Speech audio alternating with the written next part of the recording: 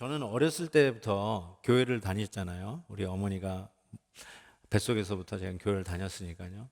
그래서 제가 늘 하는 말처럼 저는 아리랑보다 찬송가가 제 정서에 더 맞습니다.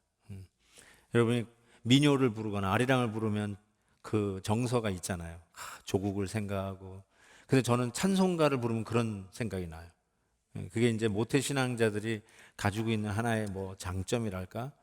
근데 그렇게 크다 보니까 가끔 친구들이 이게 오늘 나 제삿날이야 뭐 이런 말 쓰잖아요. 오늘 제사 드리는 날이라 이런 말들이 굉장히 생소하게 들렸어요. 무슨 말인지 잘 어색하게 들렸고 심지어는 불편하기까지 했어요. 늘 제사를 드리던 집안에서 예수 믿게 되신 여러분들은 제사 드린다는 말이 그렇게 어색하지 않을 거예요. 늘 제삿날이면 오히려 음식을 잘 먹는 날 하고 굉장히 긍정적으로 생각하시는 분도 있을지 모르지만 저는 제사날 하면은 일단 우상 숭배예요. 그런 거 하면 안 된다고 배웠거든요. 그 조상신을 섬기는 게 아니라 우리는 하나님을 섬기잖아요. 거기다 요즘은 이제 민요적인 색채로 포장된 굿, 이 무당들이 굿하는 거 말이죠. 뭐 칼날 위에서 뭐 못 위에서 춤을 춘다고 하는 그 아주 용한 무당들 말이죠. 신들린 무당들. 그래서 굿도 어쩌면 이런 제사의 연장선에서 우리가 충분히 이해할 수 있는데, 그래서 저는 제사라는 말, 뭐 차례를 지낸다는 말 이런 것들이 어색하다 못해 불편했습니다. 자, 그래서 그런지요.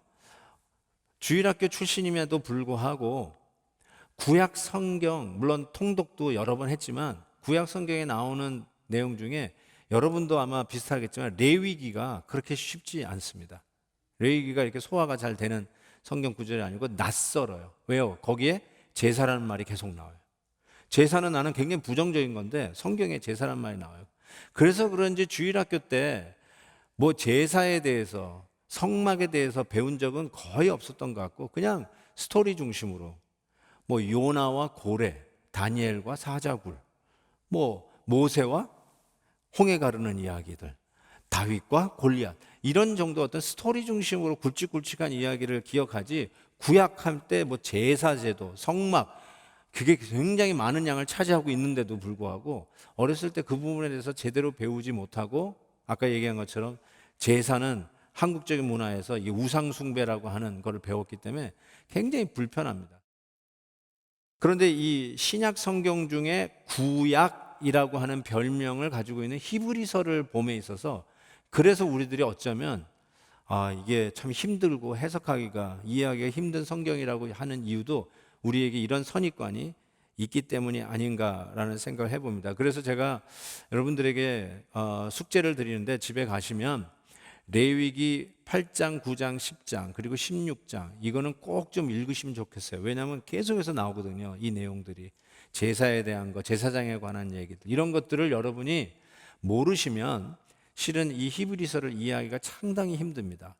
히브리서 설교자가 즉 이 히브리서를 쓴 설교자가 이 편지를 받아 처음으로 읽고 낭독되는 일을 들을 그 성도들에게 쓴 거 아니에요. 그 성도들은 이 부분에 대해서 아주 익숙했어요. 그들은 이 제사제도가에 대해서 아주 익숙했어요. 그러니까 그 상황 속에서 전해진 말씀이기 때문에 우리가 그 부분에 대해서 전혀 이해가 없으면 히브리서를 원래의 의도대로 우리가 받기가 아주 힘들어질 겁니다. 그런 의미에서 제가 말씀드린 대로 레위기서 8, 9, 10장은 꼭 좀 정독을 하고 오시면 훨씬 더 메시지를 들을 때 무슨 얘기 하시는 건지 금방금방 이렇게 귀에 들어오시라 생각합니다. 이 제사제도는 원래 우리가 뭐 차례를 지내고 제사를 지내고 뭐 이렇게 그릇도 돌리고 뭐 이런 여러 가지 문제 사람이 만든 제도가 아니고요. 성경에 나와 있는 제사제도는 하나님이 만드신 제도예요.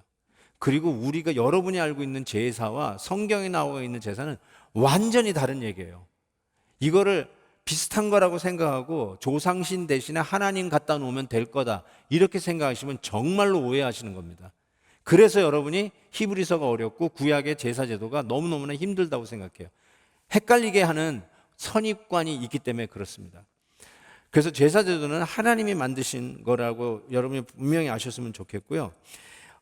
이 제사제도를 통해서 하나님이 어떠한 분이신가를 우리가 배우게 되고 무엇보다도 우리가 그 구원의 영광과 구원의 그 놀라운 특권을 누리는 일이 어떤 것인지를 정확하게 계시하는 것, 정확하게 알려주시는 게 이 제사 제도인 것을 여러분이 꼭 기억하셔야 됩니다.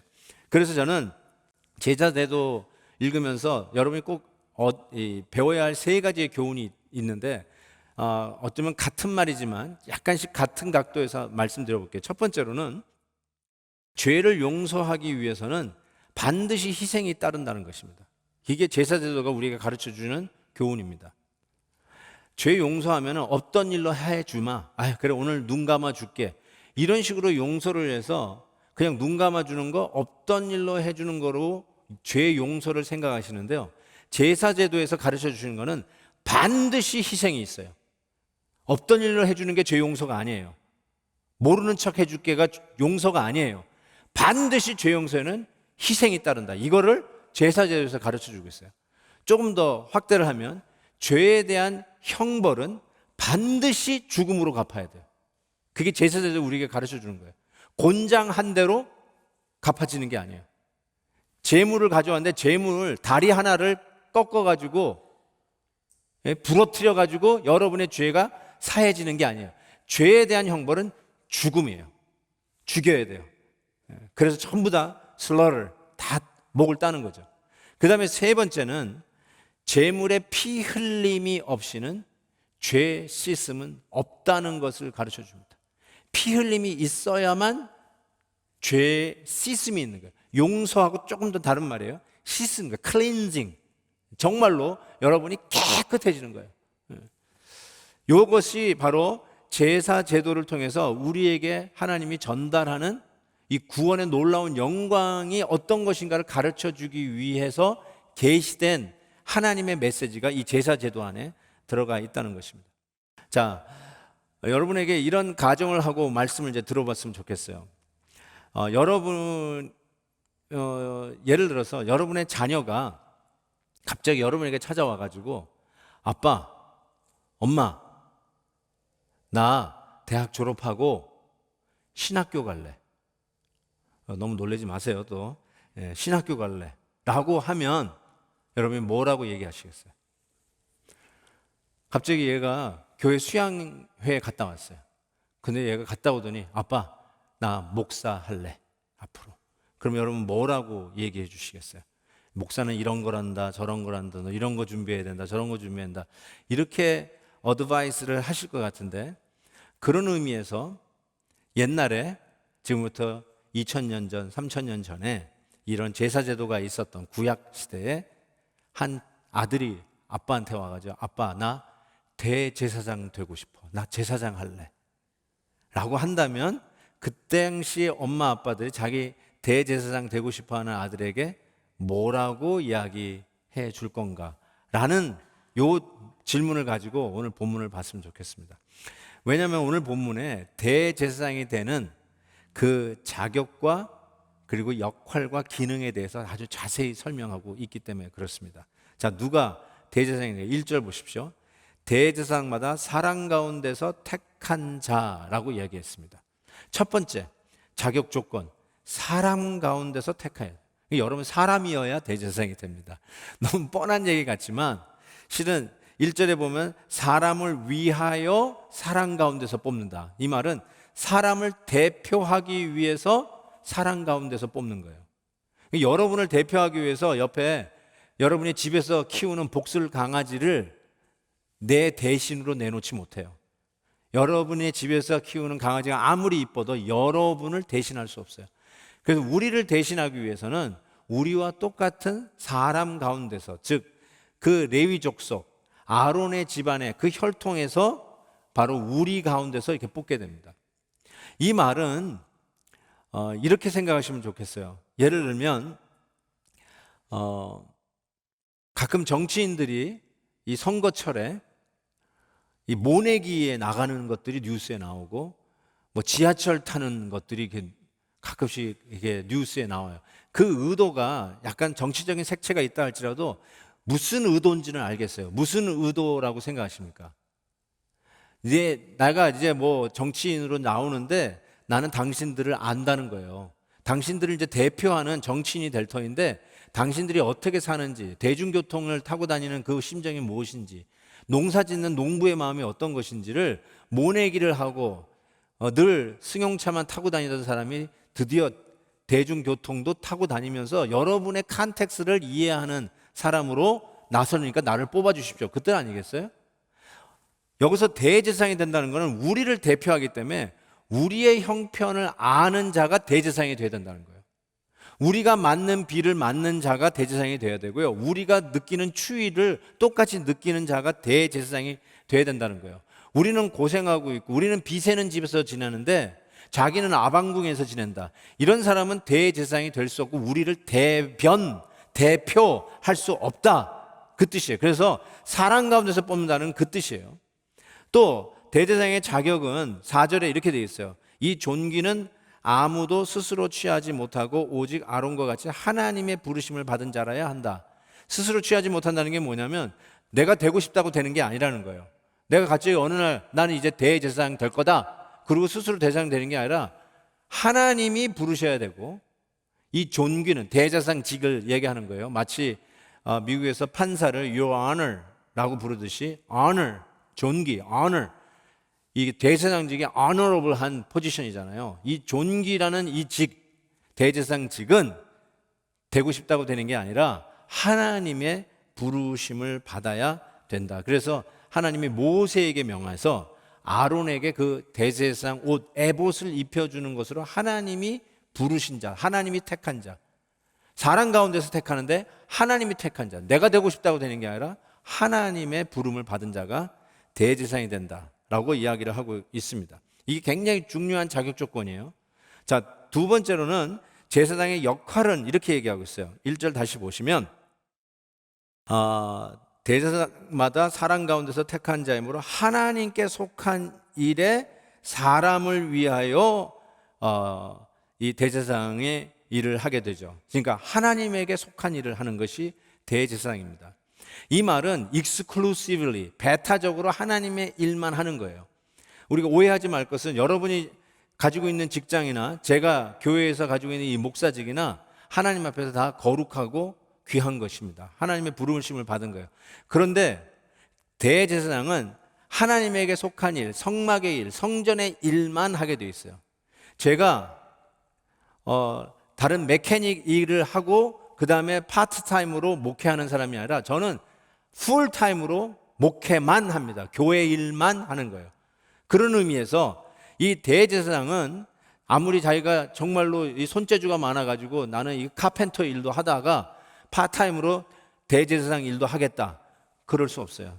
네가 정말로 그거 하고 싶으면 그 길 가야지 대제사장직 할 수가 없다는 거예요. 하나님의 일에 속한 일을 전적으로 하는 자, 그게 바로 대제사장의 역할인 것을 이야기해 줍니다. 그 다음에 대제사장들이 그러면 되고 나서 무슨 기능을, 어떤 일을 구체적으로 하는가, 오늘 말씀에 또 역시 1절에 나와 있는 말씀이지만 이렇게 얘기했어요. 예물과 속죄하는 제사를 드리는 자가 바로 대제사장입니다. 실질적으로 이 제사를 드리는 거죠. 제사 행위를 하는 자라고 하는데, 오늘 3절 말씀에 보면 백성을 위하여 속죄제를 드린 것 같이 또한 자신을 위하여도 이 속죄제를 드려야 됩니다. 이 말이 뭐냐면 백성들이 하나님 앞에 나오는 일을 돕는 게 대제사장이거든요. 그 일을 위해서 자기 자신도 죄인이기 때문에 자기 자신을 위해서도 속죄제를 드려야 돼요. 그러니까 대제사장은요, 우리식으로 얘기하면 이런 계급주의로 저 높은 꼭대기에 있는 사람이라기보다는 오히려 수평적인 차원에서 우리 앞에 있는 사람이에요. 앞쪽에. 왜 앞에 있느냐? 우리를 하나님 앞으로 인도해 가는 중보자의 역할을 하는 게 대제사장이에요. 우리가 하나님 앞에 함부로 못 가거든요. 죄인이니까. 그래서 속죄제를 드림으로 인해서 하나님 앞에 나아가는 중보의 역할을 하도록 하는 게 바로 이 대제사장의 기능이라고 얘기할 수 있어요.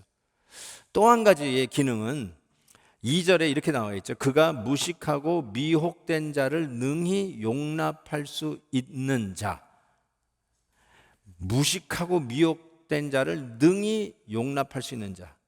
바로 이런 자가 대사장이어야 되는데, 이게 무슨 뜻이냐면요, 여기서 용납이라는 말이 아주 중요한 말입니다. 용납. 우리는 그냥 용납하면 그냥 받아준다 뭐 이런 식으로 얘기할 수 있는데, 용납이라는 이 헬라어 단어, 이 메트리오 페사이온이라고 하는 이 단어는 어떤 단어냐면 좌로나 우로나 치우치지 아니하고 아주 균형을 이룬 중간 상태를 이야기합니다. 극으로 치닫지 아니하고 정확하게 균형 있는, 하모니 있는 상태를 용납이라고 얘기합니다. 아니, 대제사장이 뭘 하냐면은 용납을 하는데 왜 이런 균형 감각이 있어야 될까? 한편으로는 사랑이 너무 넘쳐가지고 이 감당이 안 되는, 그걸 뭐라고 하죠? 정이 막 흘러 넘쳐가지고 이래도 좋고 저래도 좋고 하는 그런 원리 원칙이 없는 자가 돼서도 안 되고, 그리고 너무나도 룰을 지켜야 된다고 너무나도 엄격하게 해가지고 바늘로 찔러서 피 한 방울 안 나올 것 같은 차디찬 그런 인간이 아니라 이걸 정확하게 균형 감각을 맞춘 사람. 마치 부모가 자녀들을 대할 때의 균형 감각이 필요하잖아요.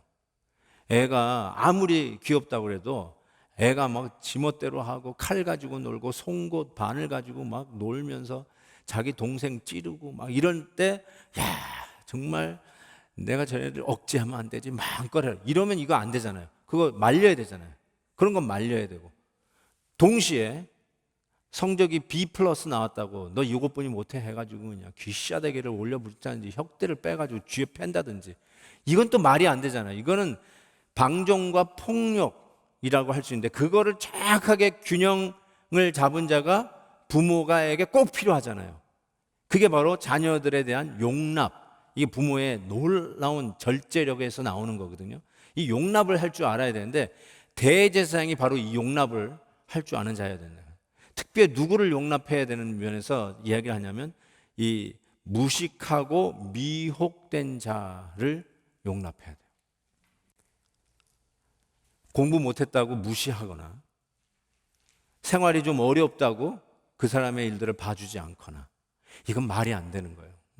이거는 대제사장직으로 이야기할 수 없고, 오히려 그들을 용납, 정말 넉넉히 능히 이해하고 따뜻하게 받아줄 수 있는 자, 이 일을 대제사장직들이 하는 건데, 이 이야기를 하면서 바로 예수님으로 이야기가 넘겨요. 왜냐하면 그 당시 이 히브리서를 받아드는 성도들은 너무너무나 이 대제사장직에 대해서 잘 아는 거예요. 지금도 예루살렘에서는 성전에서 이 제사가 드려지고 있는 거예요. 70년까지는 성전이 있었잖아요. AD 70년까지는. 그 당시 성도들 가장 핍박받을 때 성전은 있었거든요. 그러니까 성전 제도에 대해서 너무나 잘 알고 있어서, 그렇지, 대제사장은 그런 사람이지, 대제사장은 이런 역할을 하는 사람이지, 너무나 잘 알고 있는데 이걸 설명하면서 고로, 우리 지난주 예수님은 우리에게 그냥 대제사장 정도가 아니라 큰 대제사장이다 라고 이야기하면서 이제 스토리를 예수님 이야기로 전개하는 아주 정말 탁월한 설교자인 것을 우리가 보게 되는데, 예수님은 그러면 어떠한 대제사장인가? 4절에서 6절에 이 이야기를 하는데 이렇게 얘기했어요. 오직 아론과 같이 하나님의 부르심을 받은 자라야 할 것이니라. 하나님의 부르심을 받아야 되는데, 이와 같이 그리스도께서 대제사장 되심도 스스로 영광을 취하심이 아니요. 이 말은 내가 되고 싶어서 된 게 아니라는 거예요. 대제사장도 자기가 되고 싶어 되는 게 아니듯이 부름을 받아야 되는데, 우리 예수님이 그랬다는 거예요. 예수님이 스스로 되고 싶어서 된 게 아니라 바로 하나님께서 부르셨다, 이 이야기를 4절에서 하면서 예수님이 바로 어떻게 대제사장을 부르시는지를 성경을 이용하는데, 5절에서 시편 2편을 이용해서 이렇게 합니다. 오직 말씀하시니가 그에게 이르시되 너는 내 아들이니 내가 오늘 너를 낳았다. 이게 대제사장에 되었다, 부름을 받았다라고 하는 사인으로 이 히브리서 설교자는 시편 2편을 인용하고 있고요. 또 6절 보시면 또 이와 같이 다른 데서 말씀하시되 시편 110편이에요. 시편 110편에서 뭐라고 얘기했냐면, 네가 영원히 멜기세덱의 반차를 따르는 제사장이라 하였다 하면서 멜기세덱 반차에 대한 이야기를 합니다. 그래서 이 히브리서에서는 옛날에는 제사장직 따로 왕직 따로예요.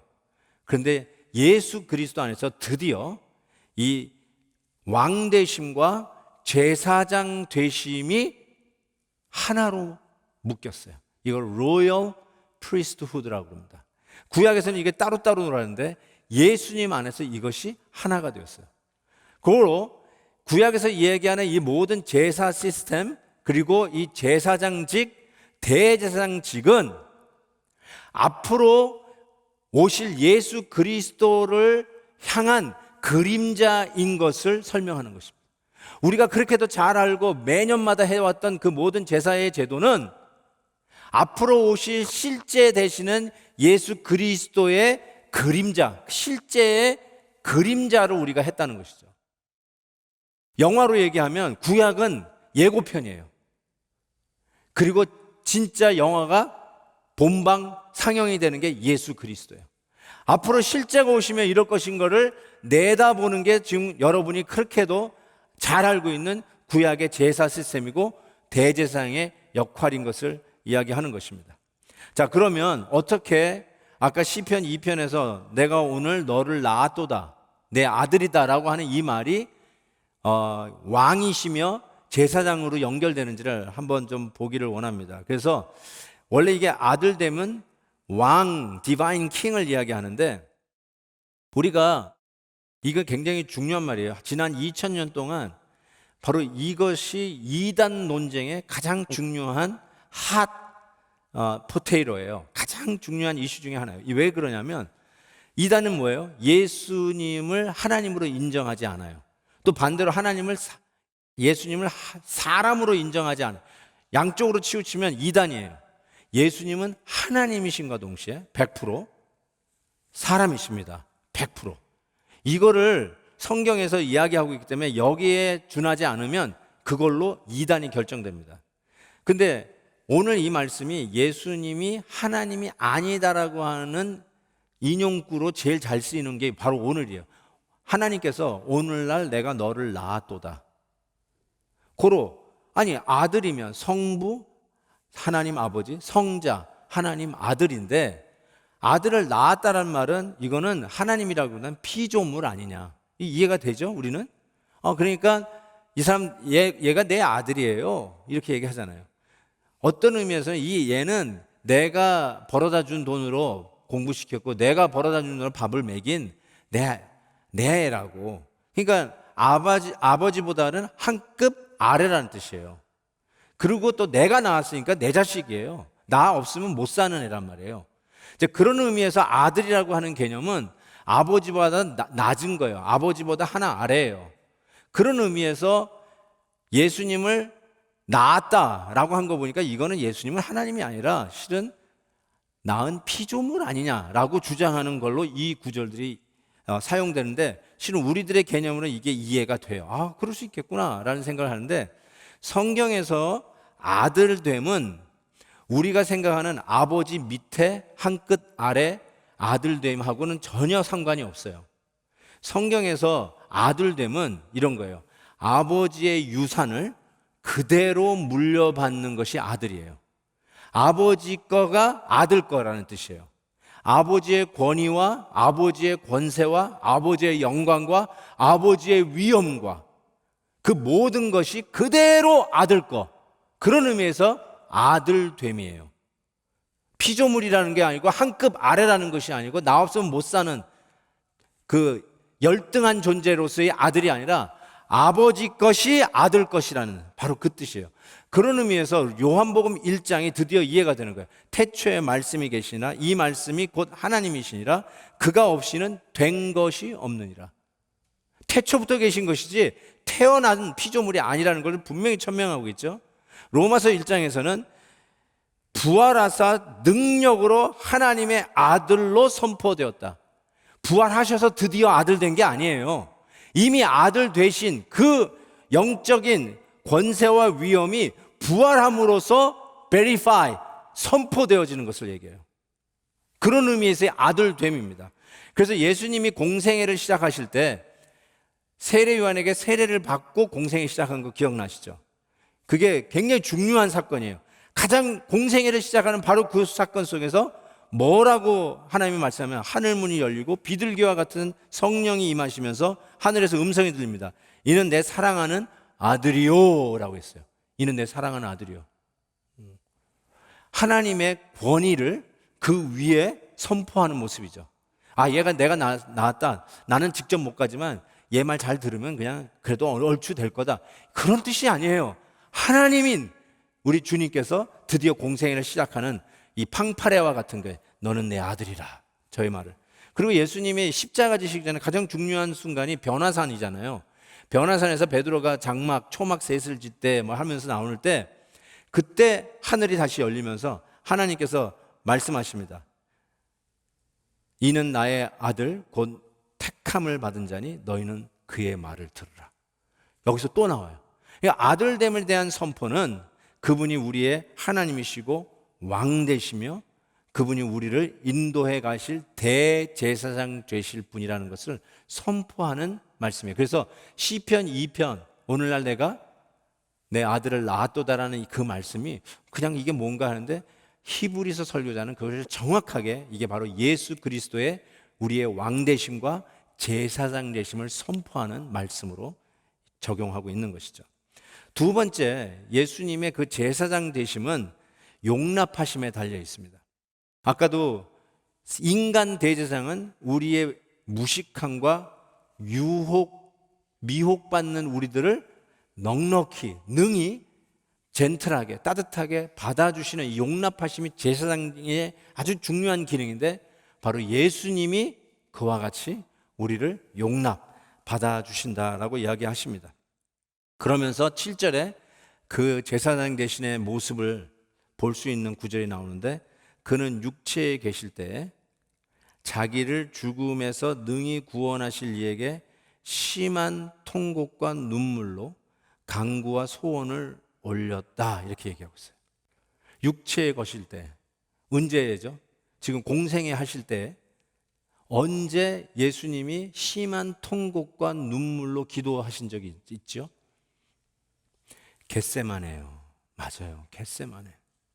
겟세마네 동산에서 예수님께서 누가복음 보면은 더욱 간절히 기도하시니 땀이 땅에 떨어지는 핏방울과 같이 가장 극심한 최고 힘을 들여서 짜내듯한 기도, 그 땀이 눈물이 핏방울 될 정도로 쏟았던 기도를 얘기하는데요. 바로 그때 드렸던 기도가 이거였어요. 아버지여 만일 아버지의 뜻이거든 이 잔을 내게서 옮기시옵소서. 그러나 내 원대로 마시옵고 아버지의 원대로 되기를 원하나이다 하면서 심한 통곡과 눈물로 기도한 장면이죠. 여러분 도살장에 가보신 적이 있는지요? 도살장 가보신 적이 있어요? 아마 시골에서 자라지 않으시면 못 보셨을 것 같은데 저도 뭐 실질적으로 가서 본 적은 없지만 가보지 않아도 도살장 현장은 우리가 충분히 상상할 수 있을 거라고 생각합니다. 예수님이 우리가 그 양을 잡아보신 분인데 양은 정말 저항을 잘 안 해요. 소리도 안 내. 그래서 그냥 말없는 얌전한 양이라고 생각하지만 한번 제사장이 된 입장에서 하나님 앞에 제물을 드리는 그 희생 제물들을 목을 따고 각을 뜨는 그 현장을 한번 생각해 보세요. 그냥 조용한 적막한 장소일까요? 아니요. 그곳에서 도살당하는, 죽임당하는 그 제물들 속에서 나오는 비명, 절규 소리가 있어요.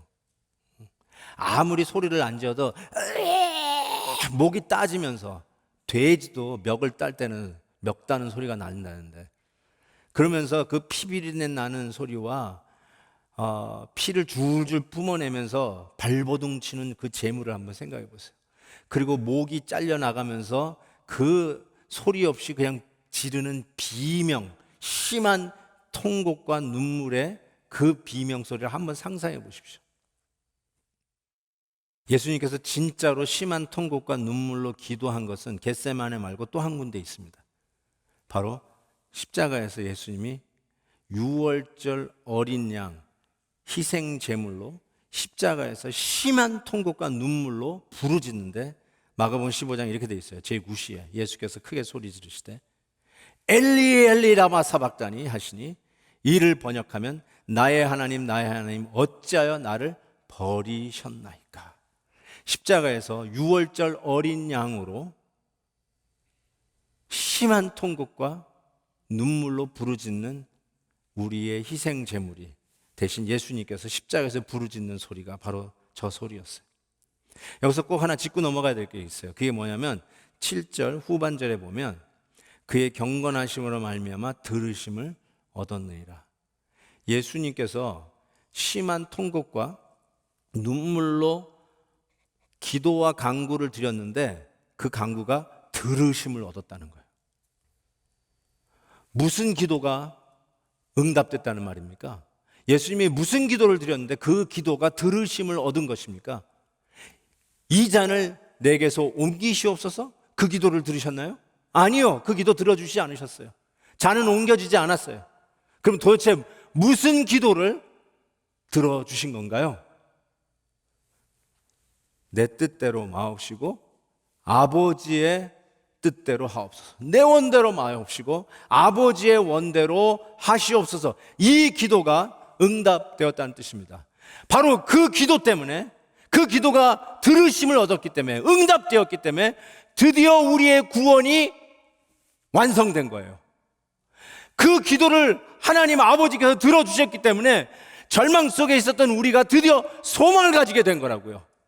갈 길을 잃고 방황하고 지옥 갈 수밖에 없었던 우리들이 이 기도를 들어주심으로 천국 가는 백성이 되었다는 것입니다.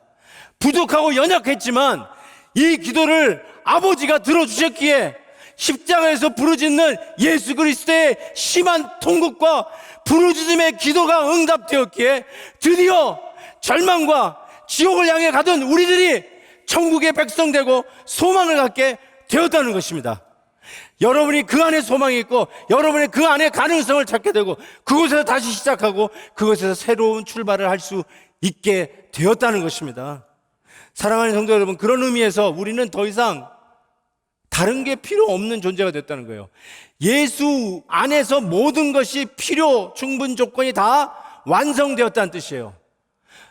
You don't need any more than Jesus. 예수님 외에 더 필요한 게 없다는 것입니다. 예수 한 분으로 충분하다는 것입니다. 예수님이 단번에 십자가에서 우리를 위하여 심한 통곡과 눈물로 기도와 간구를 하셨기에 그 기도가 들으심을 얻었기에 이제 우리는 그 예수 안에서 충분히 구원의 놀라우신 은혜를 누리는 자가 되었다라는 것입니다. 여러분, 이게 아니면, 이 예수 안에서 충분하다는 이 메시지 아니면 종교 개혁가들이 부르짖는, 마틴 루터와 칼빈이 부르짖는 그 이야기는 신화예요. 허풍이에요. 만약에 이것이 아니면 이 복음을 전하기 위해서 이 복음 하나로 충분하다는 걸 이야기하기 위해서 불에서 화형을 당하고 총칼에 희생당한 순교자들의 피는 너무나도 허무맹랑하고 속절없는, 부질없는 것이 될 거예요. 그러나 바로 예수 안에서 충분합니다. 예수님이 십자가에서 부르짖는 그 기도로 우리의 구원은 충분합니다. 완성입니다. 드디어 성취되었습니다. It is finished. 바로 이 메시지 하나로 우리가 여기까지 온 거예요. 그거 하나로 여기까지 온 거라고요. 그거 하나 붙들고 온 거라고요. 사랑하는 성도 여러분, 그렇기 때문에 예수 말고 다른 거 더 필요 없어요. 예수 말고 더 필요해가지고 여러분의 아들을 신학교 보내고 아들을 여러분 목사 안 만들어도 괜찮아요.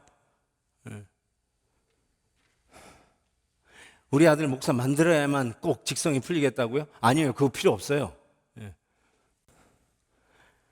착한 여러분 남편 은혜 받았는데 장로님으로, 집사님으로 잘 섬기면 돼요. 뭐 꼭 신학교 보내려고 하지 마세요. 예수님 한 분으로 충분합니다. 충분해요. 제가 소명을 무시하는 말이 아니에요. 서원하신 우리 어머니도 여기 앉아 계시니까 서원을 무시하는 게 아니에요. 예수 한 분만으로 안 되니까 something else, 뭐 더 필요한가? 아, 그래, 내가 목회를 뛰어들어야 돼요. 내가 선교사로 나가야겠다. 아, 그런 거 필요 없습니다. 예수 플러스 something이 문제예요. 예수 플러스 거기에 첨가물이 항상 문제가 되고 그것이 복음을 혼탁하게 한 거예요. 제가 늘 칼럼에도 얘기했지만 이번 사태를 예의주시하는 이유가 이겁니다. 만약에 하나님께서 예배의 문을 닫으신 거라면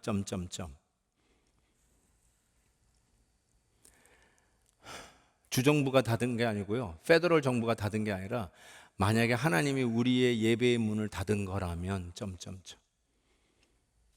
그래서 저는 이 질문을 이번 주말에 또 던져야 했어요. 예배 중에 찬송 부르지 말라는 이 명령이 주지사의 명령이 아니라 하나님의 명령이라면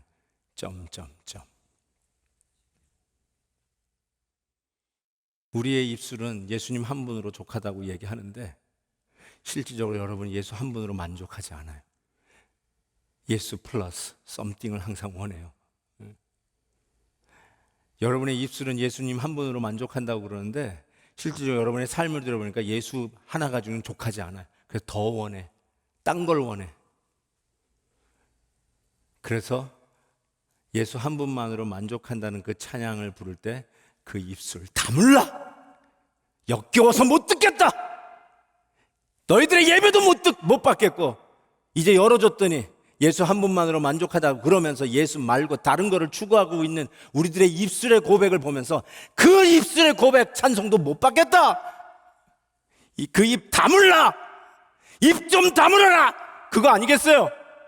예수 한 분만으로 만족해야 되는데 뭘 이렇게 하나님 앞에 예배 드리면서 내가 누구보다는 나아야 되는데 내가 저 사람보다는 더 탁월해야 되는데 뭘 예배시에 와서 누구와 비교합니까? 예수님 한 분으로 만족한 거 아닙니까?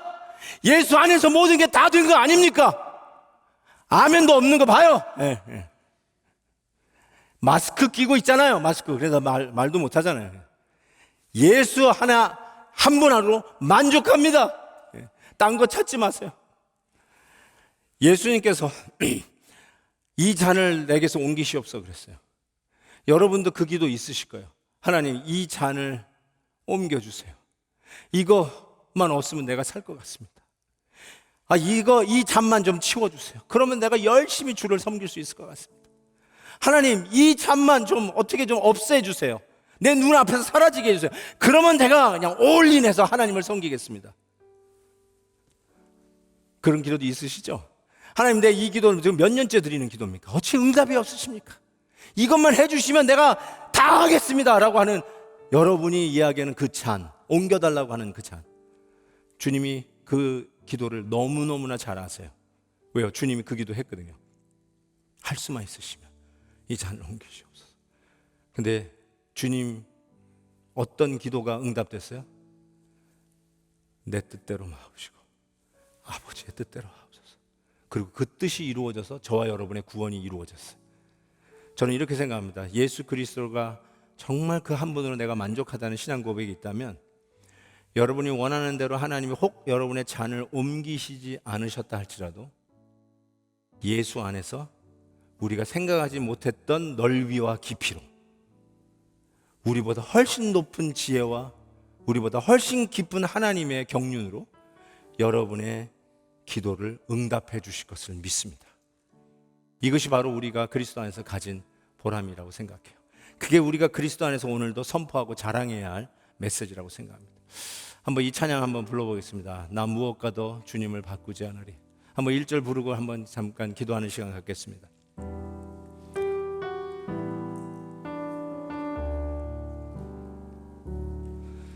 나 무엇과도 주님을 바꾸지 않으리. 다른 어떤 은혜 구하지 않으리. 오직 주님만이 내 삶의 도움